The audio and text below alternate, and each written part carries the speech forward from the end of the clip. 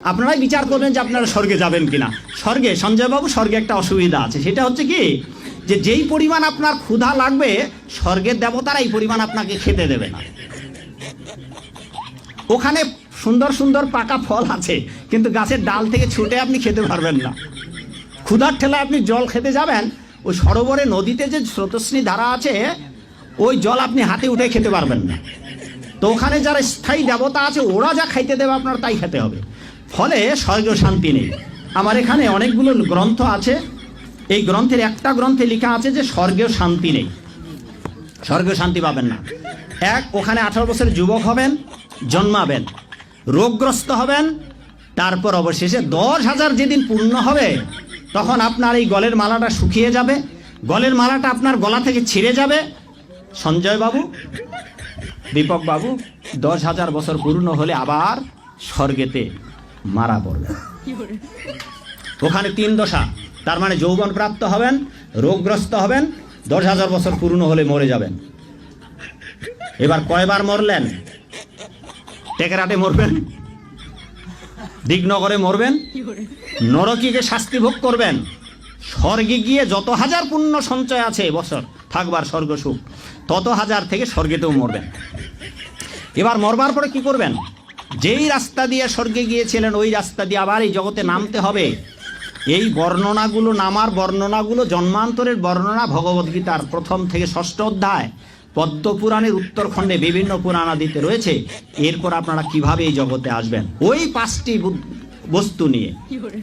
মন, আপনার মন আছে? সঞ্জয় বাবুর মন আছে?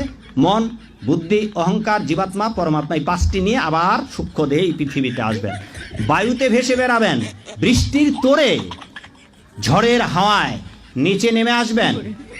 যদি আপনি ঘাস হয়ে জন্মান, এই ঘাস যদি ছাগল গরু খেয়ে নেয়, সেই জন্মে আপনি ছাগল গরুর পিতামাতা, আপনার ছাগল পিতামাতা গরু পিতামাতা হবে। আপনি তাদের বীর্যে রূপান্তরিত হয়ে তাদের সন্তান রূপে জন্মগ্রহণ করবেন।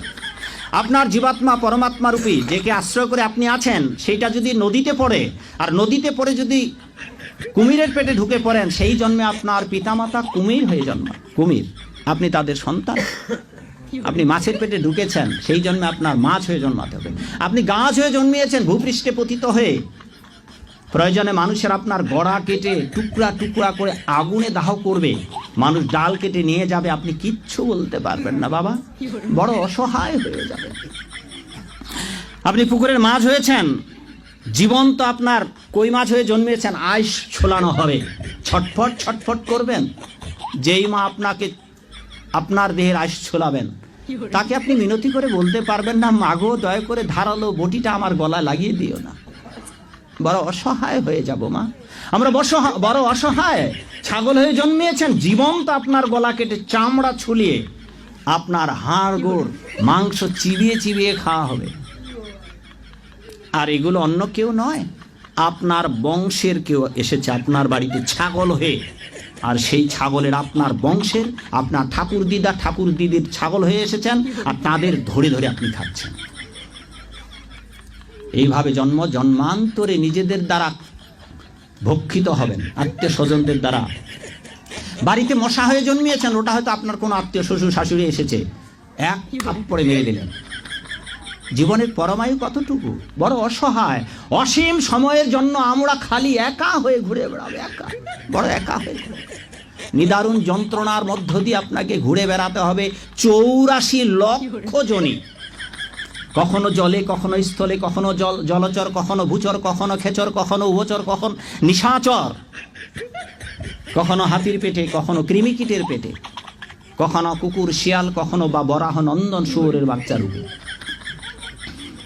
এইভাবে জনম জনম ভরে ঘুরে ঘুরে ঘুরে ঘুরে 84 লক্ষ প্রজাতি পরিভ্রমণ যখন শেষ হবে তখন এই দুর্লভ মানব জন্ম। আর এই দুর্লভ মানব জন্ম এখন পেয়ে গেছেন, অত তর্ক বিতর্ক না করে গলে মালা পড়ুন, ভগবানকে ডাকুন, সাধন ভজন করুন, জনম সফল হবে তার, কৃষ্ণ নামে মিলিবে সকল। তাই সমস্ত কিছু ঝামেলা নিষ্পত্তি করে ভগবানকে ডাকুন, নয়তো বড় অসহায় হয়ে অসীম সময়ে আমরা ঘুরে বেড়াবো। মাথায় উকুন আছে মাগো? কারো মাথায় উকুন আছে? কার কার মাথায় উকুন আছে দেখি, মাকে হাত তুলো দেখি, কার কার মাথায় উকুন আছে। একদিন